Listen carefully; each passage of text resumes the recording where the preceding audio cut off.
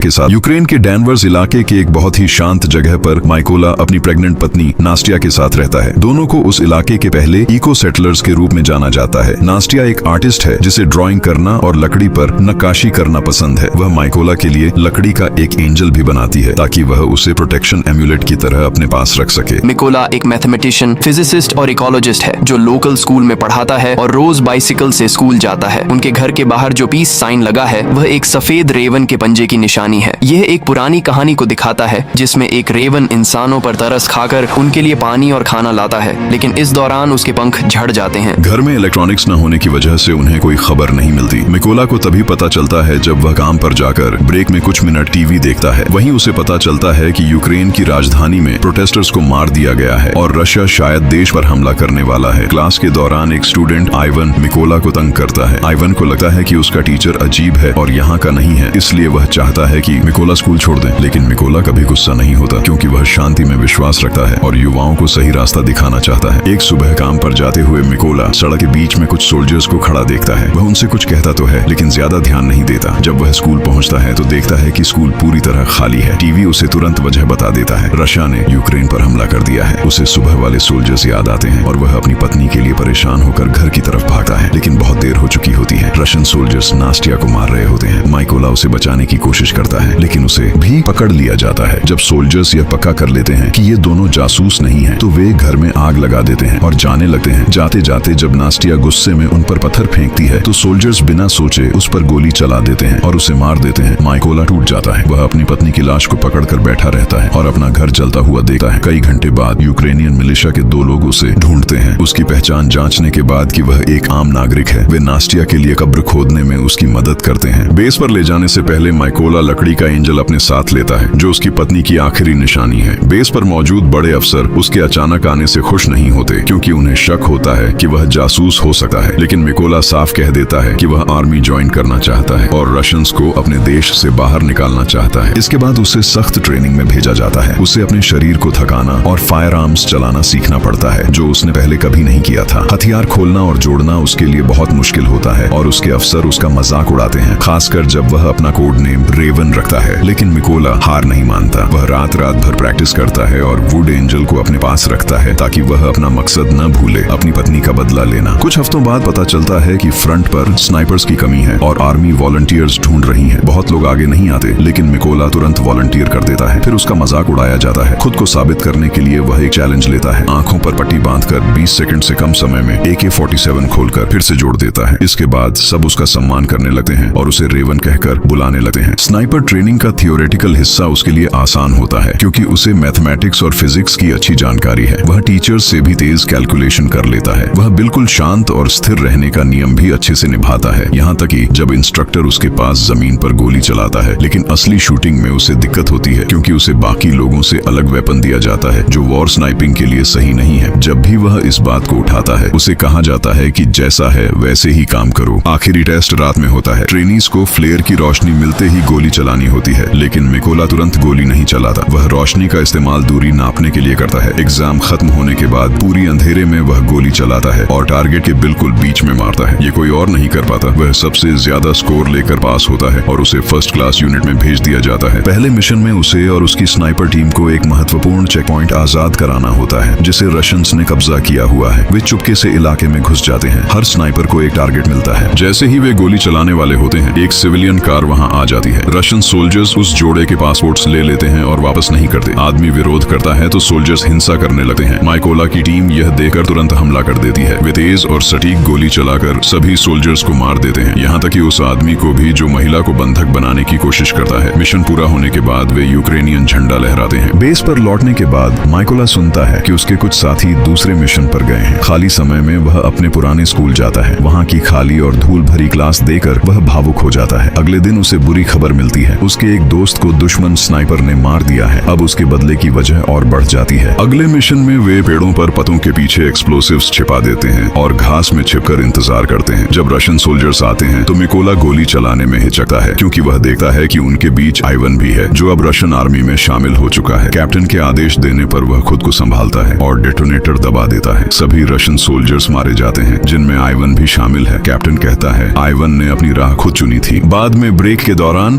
माइकोला और कैप्टन अपने घर की बातें करते हैं। कैप्टन अपने परिवार की फोटो रखता है और बताता है कि उसने अपनी पत्नी से वादा किया है कि वह बेटियों को अपने काम की असलियत नहीं बताएगा ताकि वे समझें कि वह बिजनेस ट्रिपर है। बदले में माइकोला उसे वुड एंजल दिखाता है जो उसके परिवार की निशानी है। कुछ दिनों बाद बॉर्डर पर ट्रेंचेस सुरक्षित कर ली जाती हैं। स्नाइपर टीम तैयार होकर इंतजार करती है। माइकोला अपने साथ एंजल रखता है, लेकिन जब वह उस सोल्जर को देखता है जिसने उसकी पत्नी को मारा था तो उसका धैर्य टूट जाता है। वह बार बार शूटिंग की परमिशन मांगता है, लेकिन कैप्टन मना करता है क्योंकि दुश्मन सही पोजीशन में नहीं है। आखिरकार माइकोला इंतजार नहीं करता और गोली चला देता है। वह सोल्जर को मार देता है, लेकिन उनकी पोजीशन दुश्मन स्नाइपर को पता चल जाती है। वह तुरंत जवाबी गोली चलाकर कैप्टन को मार देता है। रशियन सैनिक हमला कर देते हैं। माइकोला गोलियों और बमों से बचते हुए कैप्टन की लाश को घसीटकर वापस लाता है। बेस पर लौटने के बाद उसके सीनियर कहते हैं कि उस स्नाइपर की जांच होगी जिसने कैप्टन को मारा, और जब वह मिल जाएगा तो मिकोला को बुलाया जाएगा। गिल्ट से भरा मिकोला फिर से मैदान में उतर जाता है। वह कई रशियन सोल्जर्स को मारता है, लेकिन ज्यादा रिस्क लेने की वजह से उसके हाथ में गोली लग जाती है। वह एक सीक्रेट ठिकाने पर जाकर आराम करता है और न्यूज देखता है कि रशिया के साथ बातचीत का क्या हाल है। तभी उसे जरूरी कॉल आता है। आर्मी को उस स्नाइपर का लोकेशन मिल गया है जिसने कैप्टन को मारा था। सैनिकों को बताया जाता है कि उसका नाम सारी है। उसने 5 यूक्रेनियन स्नाइपर्स और 3 मशीन गनर्स को मार दिया है। वह अपने सभी किल्स की वीडियो बनाकर डालता है, यहाँ तक कि कैप्टन की मौत की रिकॉर्डिंग भी। क्योंकि वह एक केमिकल प्लांट में छिपा है जहाँ क्लोरीन स्टोरेज है, वहाँ माइंस नहीं बिछाई जा सकती, इसलिए नया प्लान बनाया जाता है। स्नाइपर्स पहले नीचे के सोल्जर्स को मारेंगे, फिर मिकोला अंदर जाकर सारी का सामना करेगा। मिशन शुरू होता है। मिकोला घास में रेंगते हुए अंदर जाता है। पहला सोल्जर वही होता है जिसने उसके घर पर हमला किया था। वह कहता है कि उसे पहले ही मिकोला को मार देना चाहिए था। मिकोला एक तेज गोली से उसे खत्म कर देता है। फिर वह इशारा देता है और सभी यूक्रेनियन स्नाइपर्स एक साथ गोली चलाकर इलाके को साफ कर देते हैं। अब सिर्फ 2 रशियन स्नाइपर्स बचे हैं, जिनमें सारी भी है। कुछ देर बाद कम्युनिकेशन बंद हो जाता है। जाकर देखते हैं तो उनके साथी मारे जा चुके होते हैं। इसी बीच मिकोला चुपके से अंदर पहुंच जाता है। सारी बैकअप बुलाता है और अपने साथी को पहरे पर भेजता है। जब वह लौटा है तो उसे एक छोटा वुड एंजल दिखता है। उसी पल मिकोला बाहर आता है और चाकू से सारी को मार देता है। दूसरा सोल्जर ग्रेनेड से मारा जाता है। जब बैकअप आता है